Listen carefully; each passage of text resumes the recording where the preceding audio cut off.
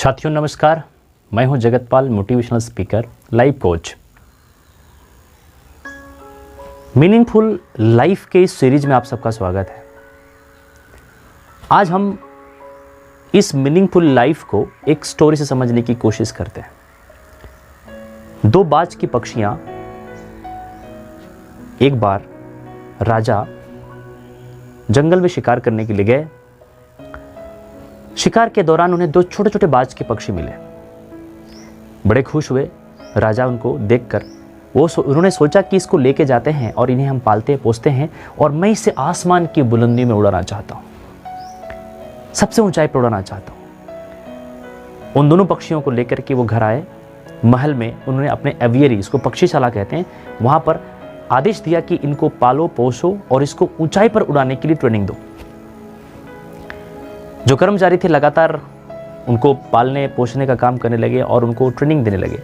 कालांतर में क्या हुआ, लगातार सूचनाएं राजा को दी जाती रही कि राजा साहब पक्षियां उड़ना शुरू किया है।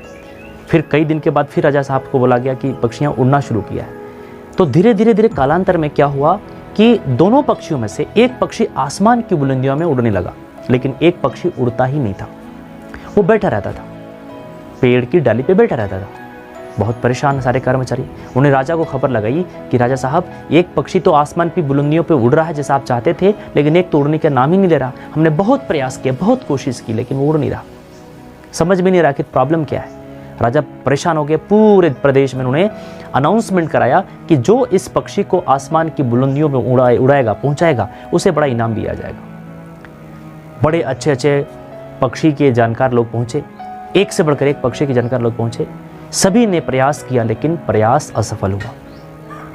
राजा परेशान हो गया। ये जो घटना था, ये जो पूरी प्रक्रिया थी, पूरी आग की तरफ फैल गई कि एक पक्षी को उड़ाने के लिए राजा साहब ने आदेश दिया है, लेकिन किसी ने इसको उड़ाने में असमर्थ रहा, कोई भी इसको उड़ा नहीं पाया।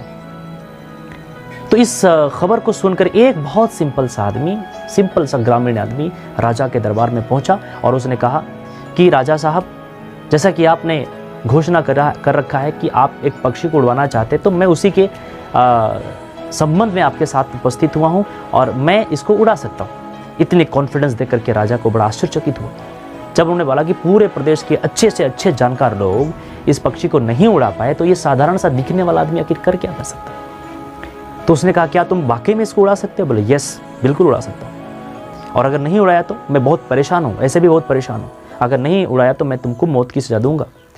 उस साधारण सा दिखने वाला व्यक्ति ने स्वीकार किया। और अगर आपको मैं उड़ा दूं, तो बोला कि अगर तुम उड़ा दो तो तुम्हारा मन चाहे जो है ना धन दौलत ऐश्वर्य असरफियां मैं तुम्हें भेंट करूंगा। वो व्यक्ति जाता है, उस पक्षी के पास जाता है, वो देखता है, बड़े गौर से देखता है। आधा घंटे के बाद, 1 घंटे के बाद वो साधारण सा व्यक्ति वापस राजा के दरबार में पहुंचता है और बोलता है, राजा साहब आप देख सकते हैं वो पक्षी आसमान पर उड़ रहा है, दोनों आसमान पर उड़ रहे हैं। राजा को संदेह हो गया, आश्चर्यचकित हो गया। बोला पता करो ऐसा है या नहीं है। जाकर के राजा स्वयं देखता है तो बड़ा खुश होता है। वो दोनों के दोनों पक्षियां आसमान पर उड़ रही होती हैं। बड़ा खुश होता है, बड़ा दिल गदगद होता है राजा का। वो आकर के बड़ी सम्मान करता है उसका, और सम्मान देते समय उनसे एक सवाल पूछता है, आखिर मैं पूरे प्रदेश के एक से बढ़कर एक जानकार व्यक्ति को मैं बुलाता हूँ, उनको मैंने जानकारी के साथ साथ उनको उड़ाने की कोशिश के लिए मैं उनको बोलता हूँ, लेकिन कोई उड़ा नहीं पाता, लेकिन तुमने ऐसा कार्य कैसे किया? तो बड़े गंभीरता के साथ, बड़े अच्छे भाव के साथ उसने कहा, राजा साहब वो पक्षी जो है ना जहाँ बैठता था उस डाली को ही मैंने काट दिया। चूंकि बढ़ने का जगह ही नहीं है तो फिर आखिर उसके पास ऑप्शन क्या है? उड़ना ही तो पड़ेगा ना, उड़ना ही तो पड़ेगा ना। बहुत गहरी मीनिंग है साथियों इस बात का, बहुत गहरी मीनिंग है कि वो पक्षी इसलिए नहीं उड़ रहा था क्योंकि वो बैठने के लिए उसके पास जगह था, बैठा रहता था, उड़ने की कोशिश ही नहीं करता था। लेकिन अगर उस डाली को ही काट दिया गया तो उसके पास बैठने का कोई जगह नहीं था, तो आप मजबूरी सही लेकिन उसको उड़ना पड़ेगा और ऊंचाई पर जाना पड़ेगा। ठीक उसी प्रकार हम सब लोग, आज बहुत सारे ऐसे लोग हैं जो जीवन में किसी पर डिपेंड है। जब चली रहे तो दिक्कत क्या है, और कभी भी हम रिस्क लेने की कोशिश नहीं करते हैं, जोखिम लेने की कोशिश नहीं करते।